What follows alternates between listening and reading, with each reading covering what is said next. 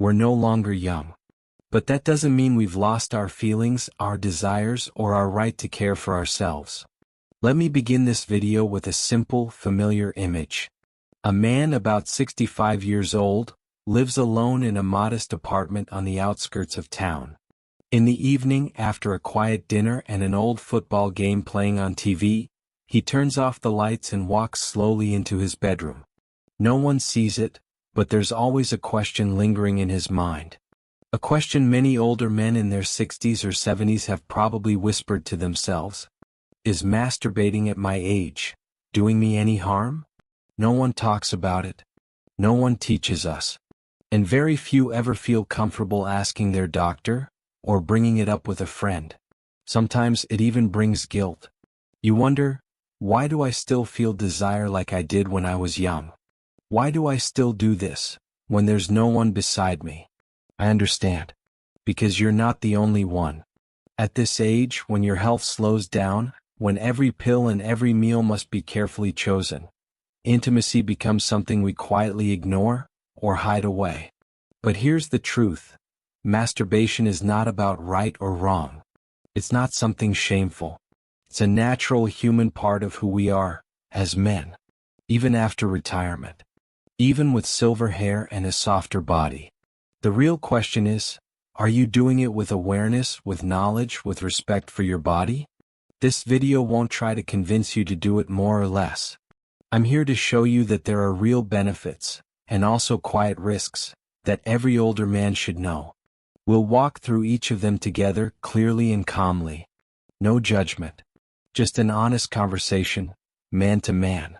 And if you've been feeling confused or unsure, then this video is meant for you. 10 benefits of self-pleasure after 60. There's something most men never say out loud. But if you're over 60, you've probably felt it. As we grow older, our manhood feels more distant. It reacts slower. It wakes up less often. It no longer responds the way it used to. But here's what many won't tell you.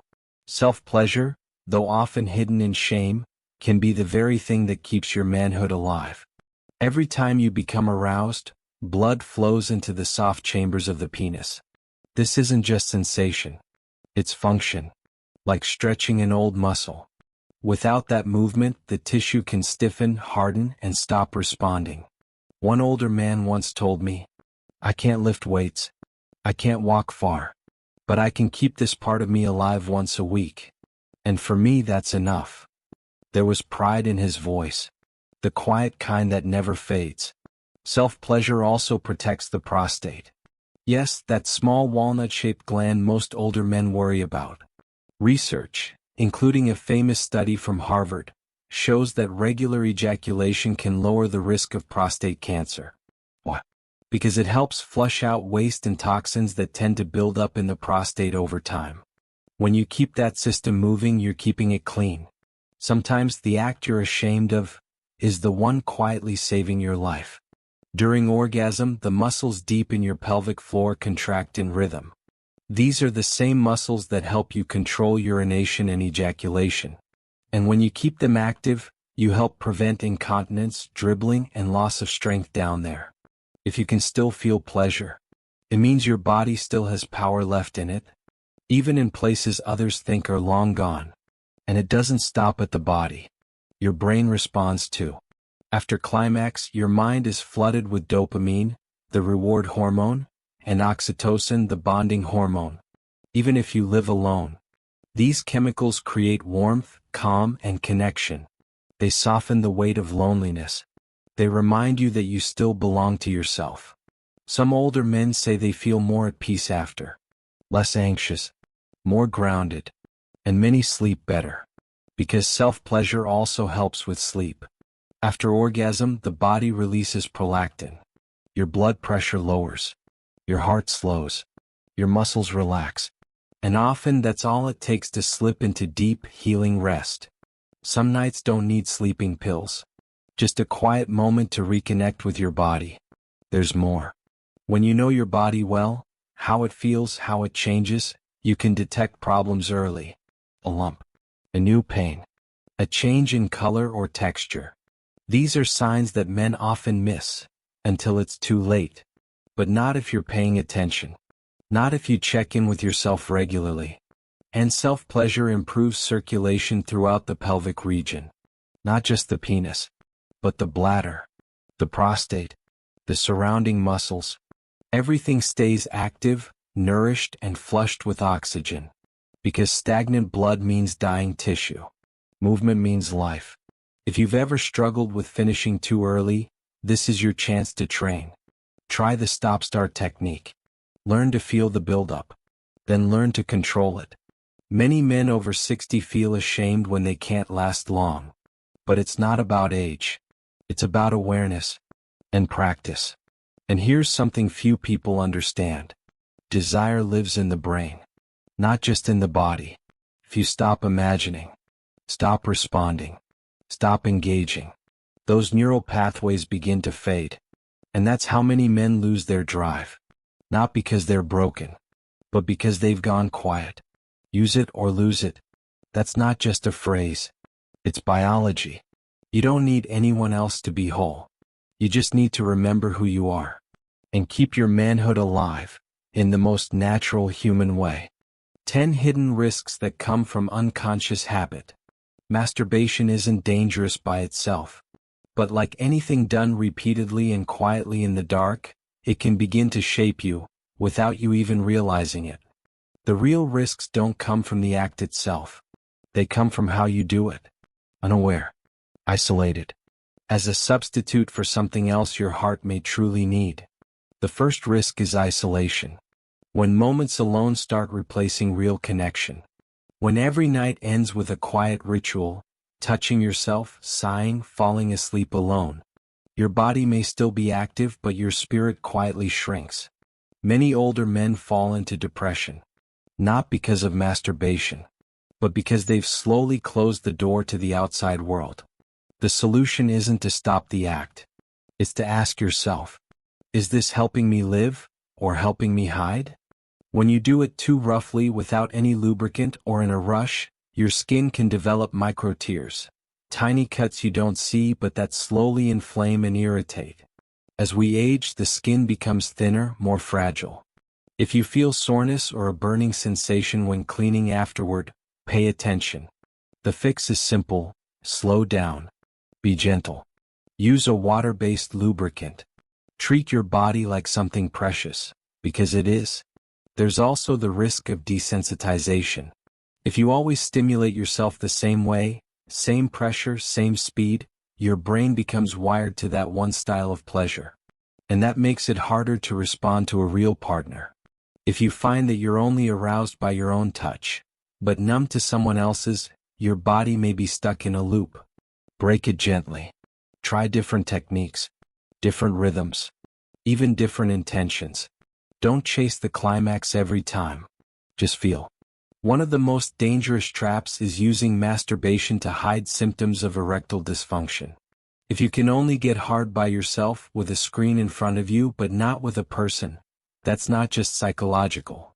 It could be an early sign of heart disease, or diabetes, or hormonal imbalance. Don't think, at least it still works alone. Let that be a wake-up call. Get your health checked. Save your manhood before it fades quietly. Posture matters too. Many men sit hunched over on hard chairs in silence for years. That position compresses the pudendal nerve in the pelvis, the one responsible for sensation and function. Over time, this can lead to numbness, tingling, or deep pelvic pain. Practice in comfort. Use a cushion. Lie down if you can. This isn't something shameful. It's a form of care. So do it with care. Then there's emotional dependency. When every stress, every boredom, every sadness triggers the same response. Touch, release, repeat. Your body starts to associate every uncomfortable emotion with sexual escape. That's not pleasure. That's avoidance. The remedy isn't to deny yourself. It's to expand your emotional toolkit. Take a walk. Call a friend. Write. Breathe. Let your body learn it has more than one way to feel okay. Some men feel guilty afterward. Not because of the act, but because of old beliefs. Religious guilt. Cultural shame. Lessons learned when they were boys, not men. If you still carry that shame, it might be time to talk to someone. A therapist who understands this act is not dirty, not wrong, but natural, and who can help you look at it with gentler eyes. There's also the risk of pelvic congestion. If you ejaculate too frequently, several times a day for weeks or months, you may feel heaviness in the testicles, a dull ache in the lower abdomen. That's your body asking for moderation. After 60, recovery is slower. Listen. Cut back when your body says enough. Even self-pleasure needs rest days. For those trying to conceive, even later in life, daily ejaculation can temporarily lower sperm count and motility. For optimal fertility, studies recommend 2 to 5 days of abstinence. You don't have to stop completely. Just time it right if you're hoping to create life. And lastly, beware the world on your screen. If your masturbation becomes tied to extreme, unrealistic pornography, your brain may adjust to those artificial highs. Then, in real life with a real partner, your desire may be dulled or gone. Your body responds, but your heart doesn't. Try sometimes without the screen. Use imagination. Use memory. Use feeling. Let your pleasure be rooted in truth, not illusion.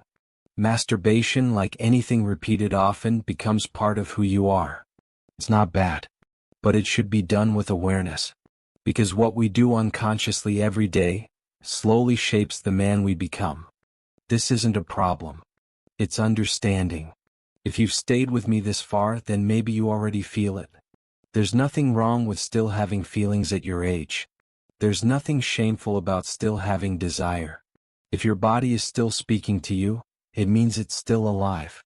And that deserves your respect, not your silence. The issue was never about the act.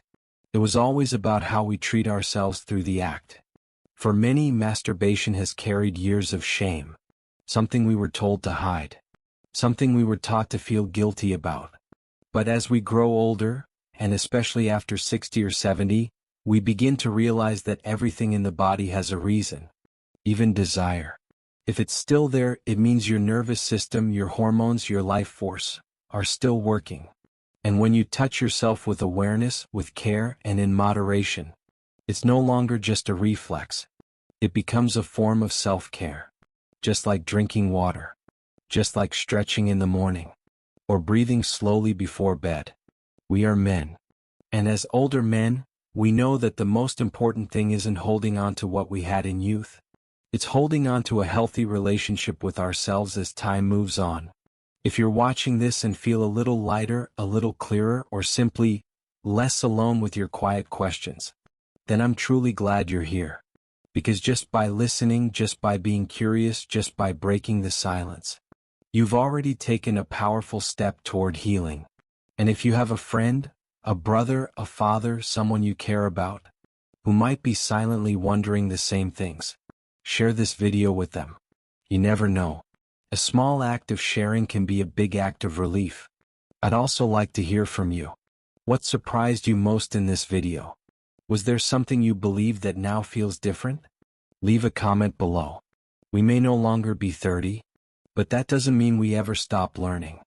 And if you found this helpful, I invite you to watch the next video. How often should you masturbate after 60? Sounds simple, but many men get it wrong. In that video, I'll share a balanced, science-based answer, blended with real-life experience. Because in the end, I believe this. Growing old doesn't mean giving up. It means learning how to adjust and live with greater depth. And if you remember only one thing from this entire conversation, let it be this. You may grow older, but your manhood doesn't have to fade. As long as you remember, caring for yourself is also a way of loving yourself.